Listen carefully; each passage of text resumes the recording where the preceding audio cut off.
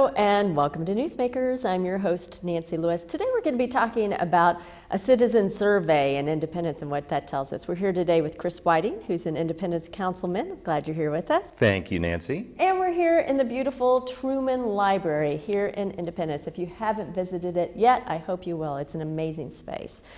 Okay, so some good news came out of this survey. Citizen satisfaction is up 14 points. That is pretty impressive. It's a big deal, and it's exciting news for us in Independence. It's the ETC Institute that did this survey for us. And if you look back in the year 2000, Independence was right on par with a composite of the rest of the cities in the metro area. We were exactly even with them in overall satisfaction of citizens with the city. Jump ahead to 2013, we've gone up 14 points. The rest of the metro area has gone down 10 points, which means we are 24 points ahead of a composite of the metro area in overall citizen satisfaction with the city. So to what do you attribute that? Well, citizens are generally satisfied with our emergency services. They feel like it's a great place to live, close to family and friends, and they're also happy with the historical surroundings that we have here, much like the library that we're sitting in today. The survey pointed out some priorities among the residents, right? So city streets topped that list. Are people feeling like you're doing a good job out there? Generally speaking, they are happy with city streets. What the survey looked at was 2 years out, what do citizens think will be most important? Number one was maintenance of city streets. Number two was police services. And number three was flow of traffic. So essentially, looking forward, people are saying, hey, we want to be able to get where we're going, and we want to be able to do it safely. Right.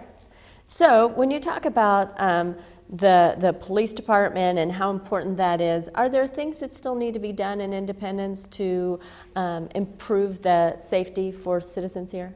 Yeah, public safety is priority number one. And we have a public safety tax that's set to expire in 2016. So right now the council has an appointed citizen advisory committee that's looking at our current tax, and then they will make a suggestion, a recommendation to council in October of 2014 as to whether or not we should either continue the sales tax, cease the tax, or if we should maybe look at increasing the tax. Right. Then the council will take that recommendation and we'll decide if we need to put it on a ballot, and then it would go before the citizens to decide if we continue the tax or not. So traffic flow, okay, that was on there also. Yeah, I get a chance to drive around Independence quite a bit, and so yeah, there are probably some spaces where that could be improved. Yes, we've got a lot of congestion out east right now where a lot of the newer development is taking place. 39th Street, I-70, right in that area. So we can look at improving flow out there. Now another priority for me that I think we need to look at is we have several gateways into our city from neighboring cities like Kansas City. You can come in on Truman Road or 24 Highway.